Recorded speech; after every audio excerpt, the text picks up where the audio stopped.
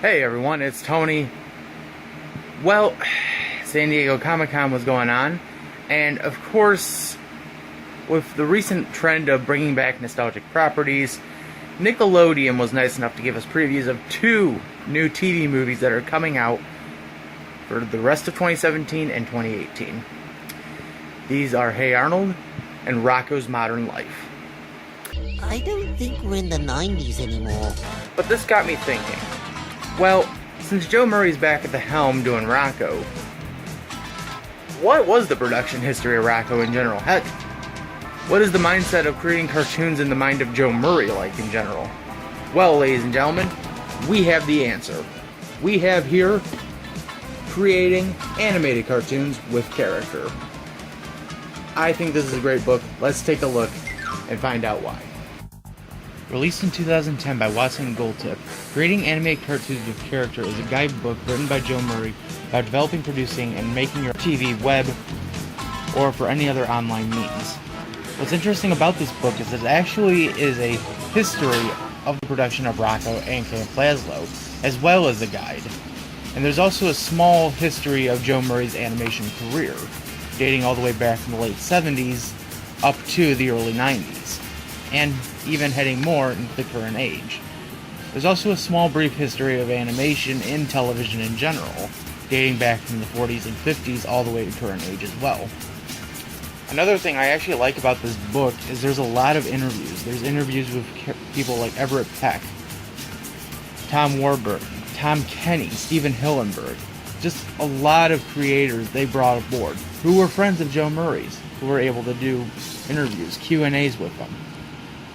So, overall, if you are a huge Rocko's Modern Life fan, this may be a book for you because there is a lot of production notes, there is a lot of production storyboards, there's just a lot of good artwork for this show that's in here. There's also a lot of stuff for Camp Lazlo, which I also recommend if you're a big Camp Lazlo fan. They go over a little bit of the behind-the-scenes production of Camp Lazlo. So, if you do come across this book, I do recommend it. If you are an animation fan at heart, this is also a must recommend. This is Tony, I'm signing out. I'll see you all next time. Take care, everyone.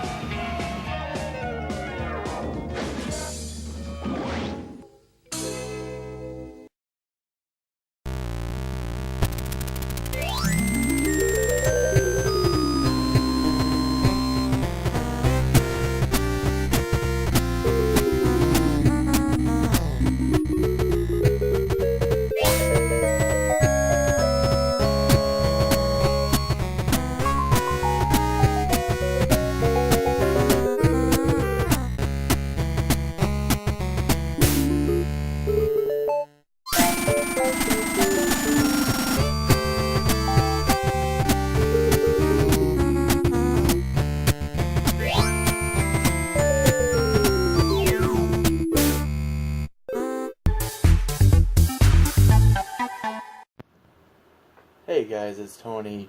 This is kind of a bonus segment I wanted to add at the end of this episode because I had recently, not really at the time of this recording, maybe about a week or so, or a couple days after the time of this recording, or well, before, whatever. I had just seen the trailer for Rocko's Modern Life Static Cling, and so I figured I'd give my thoughts on it, as well as give my further thoughts on the Joe Murray book, because I feel like in this episode I didn't really explain much of it, but I'm just gonna, I'll get the thoughts on the book out of the way first. The book is very difficult to kind of describe because it is a step-by-step process.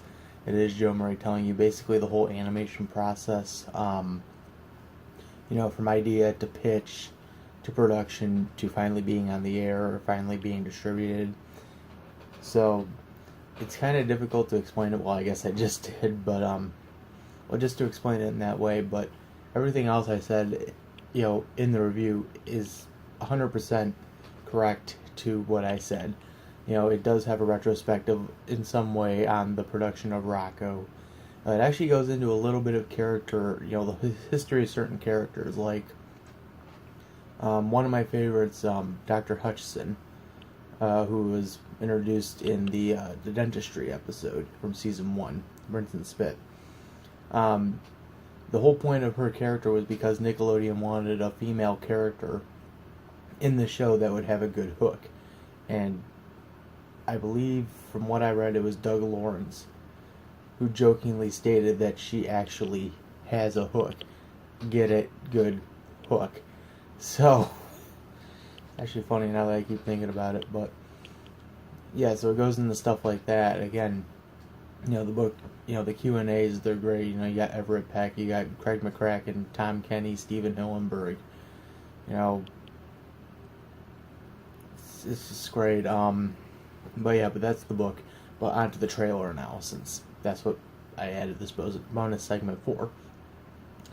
So, the trailer, from watching it, something that Scoutfly brought up, and if you're interested, check out his channel. He did a reaction to the trailer, which was pretty funny, because he did bring up some things that I didn't even think about at first, but looking back now, I did now consider.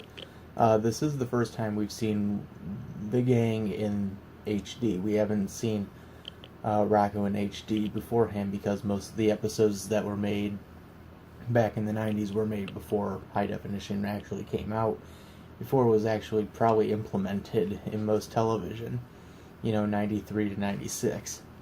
So, this is the first time we've seen the characters in HD, and of course Nickelodeon never upscaled the original episodes when they rebroadcast them now on the Splat or, on the DVD releases. So it is kind of a little interesting to see, the gang in HD. So that's one thing. But other than that, the humor is spot on. It feels like watching Rocko. The characterization is still there. I think the one thing I really do like about this story, and if you're hearing this weird buzzing, that's from my computer. It's speaker interference, because I have the camera set up like this. One thing I like, though, is I lost my train of... Oh, the whole basic, from what we got from that clip, the whole premise so far is the gang shows up 20 years later. 20 years from the events of the the ending of the series. And so they're now experiencing the 21st century. And Filbert and Heifer immediately, within probably a couple hours, just immediately get used to it and are enjoying it. Rocko, from what it seems, is trying to adjust but can't really do it, and is kind of having a what's the word I'm looking for? Kind of a shock to how the world has become, or to how technology has advanced, and how he can't. There's a quote he made when they were talking about the O-phone, the iPhone joke, but he brings up something funny. He's like, "This is a phone? Where are the buttons?" That was great. But the animation in the special is good. The humor is good. Characterization's there. They got all the actors back: Tom Kenny, Carlos Alazraqui, and Doug Lawrence as the three main characters. So, and then Charlie Adler is there for the big heads, and Joe Murray will be back, I guess, from what I heard, as Ralph. Given what we'd heard, so that'll be great, because Ralph was another one of my favorite characters from Rocko.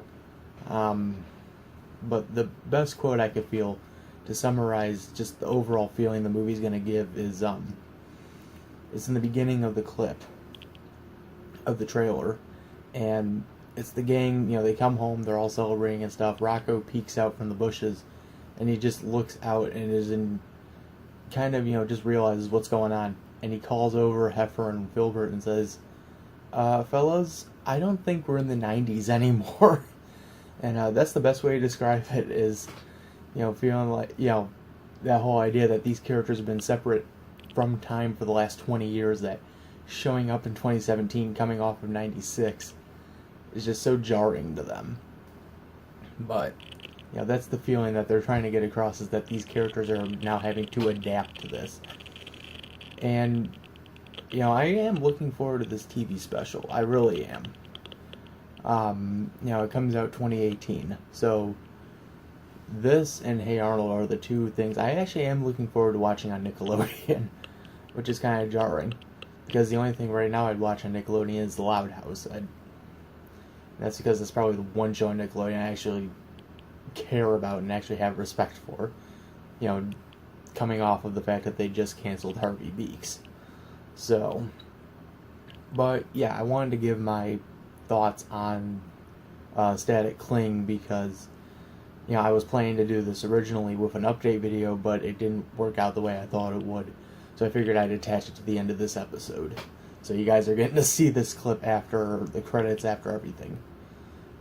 So this is Tony. I'm signing out. I'll see you guys next time when we talk about more cartoons, of course. Take care, everyone.